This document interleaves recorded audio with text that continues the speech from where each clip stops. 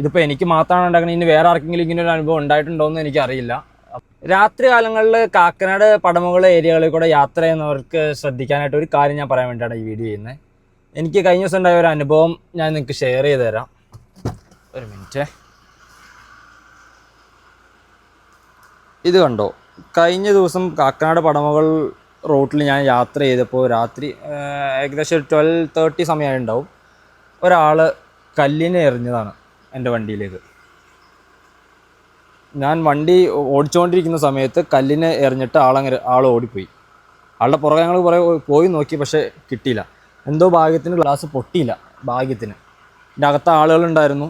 ഇതിപ്പോൾ ഞങ്ങളന്ന് ഫ്രണ്ട്സായിട്ട് പോയ സമയത്താണ് സംഭവിച്ചത്. ആ സമയത്ത് സംഭവിച്ചുകൊണ്ട് കുഴപ്പമില്ല. ഇതൊക്കെ ഒരു ഫാമിലി ആയിട്ട് പോകുന്ന സമയത്താണെങ്കിലോ വളരെ അപകടകരമായ ഒരു സംഭവമല്ല ഉണ്ടായേക്കുന്നത്.